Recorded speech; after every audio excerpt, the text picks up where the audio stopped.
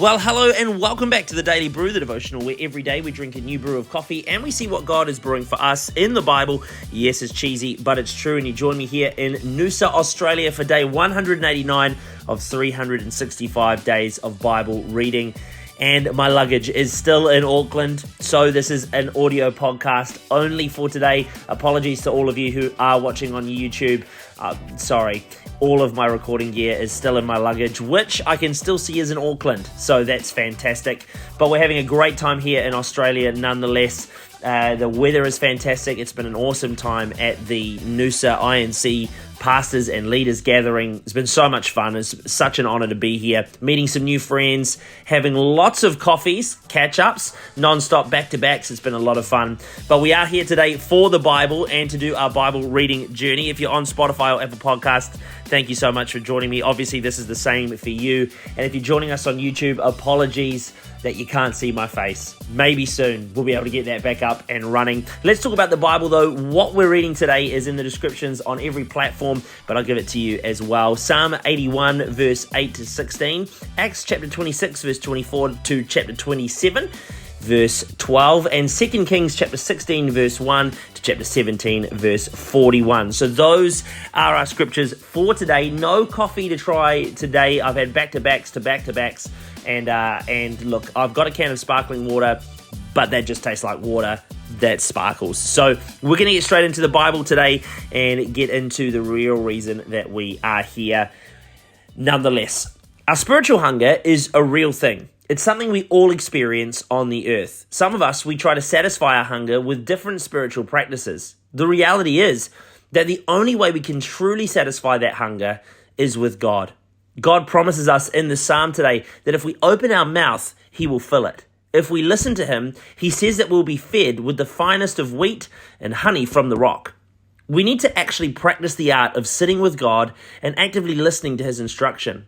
The reality is we know what we should do, but we don't actually do it. And then we wonder why it feels like God is so against us. The truth is, often that feeling is a byproduct of our stubborn hearts as we begin to follow our own desires and do things our own way. What we have to do is lean into God, listen to His voice, and then we'll see how quickly God works on our behalf. In today's passage in Acts, we join Paul on his journey to Rome. While on the journey, we see that the centurion fails to listen to Paul, and this ends in almost complete disaster for them. I actually love the first part of this passage today when Paul gets called crazy by Festus. I think that for Christians, our faith and our conviction around Christ should sound a little crazy to the world.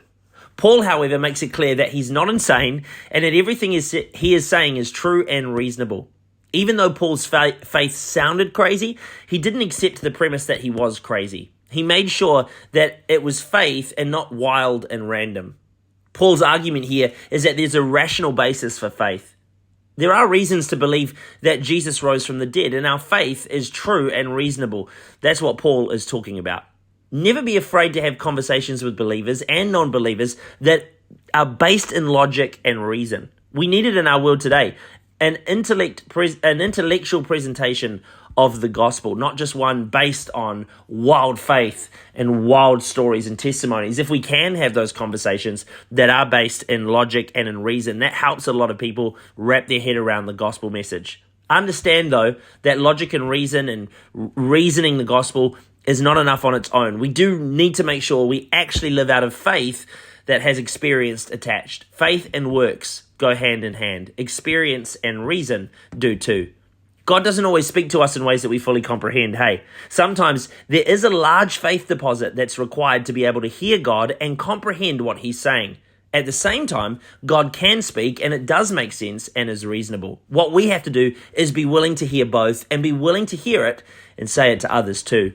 In the Old Testament, Israel's constant ignoring of God and what He was saying in His commands meant that they were in disobedience and left them in captivity and being taken away. Obedience can only happen if we first listen to God. Where we are now in the 2 Kings journey is the part where they would not listen.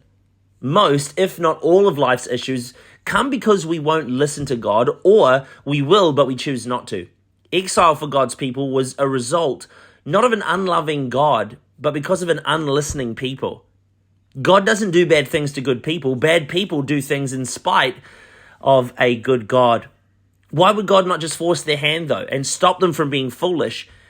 Well, if he did, then we would then probably complain that we no longer have free will.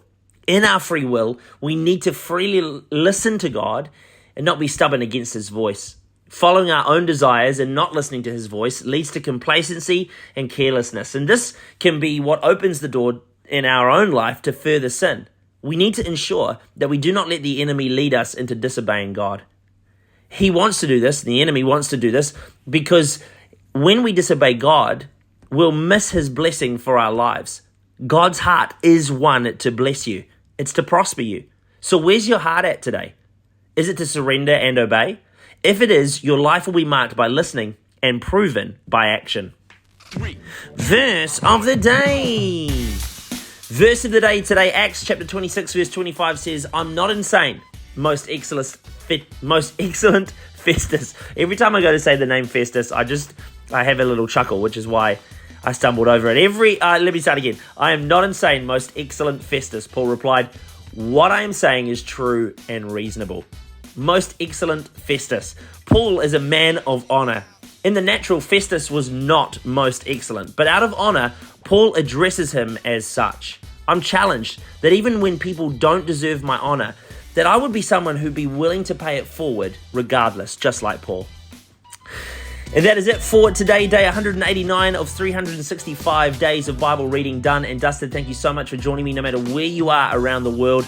Again, I'm sorry for those of you who have been tuning in on YouTube and are missing my face. Or maybe this is a greater blessing for you. Maybe the views are going up. I actually haven't looked. But regardless, no matter where you are in the world, thank you so much for joining me today. I'm praying that God is speaking to you through these scriptures as he is with me, and that you're getting a lot out of this Bible reading journey. We're almost at 200 days, people. 200 days of Bible reading. It is an awesome achievement that we're about to clock. We'll be down to 165 days very shortly, which is crazy to think of. This year does feel like it's going pretty quickly as we read the Bible. But hey, no matter where you are, thank you to those of you on Apple Podcasts and Spotify for following along, clicking that follow button, rating the podcast. And for those of you on YouTube, for subscribing, clicking the bell, liking the video, sharing this podcast and all of your social media feeds and all of the good stuff. If it is the start of your day, have a great rest of your day. If it's sleep time, good night, sleep tight. And we'll see you tomorrow for day 190 here on the Daily Brew.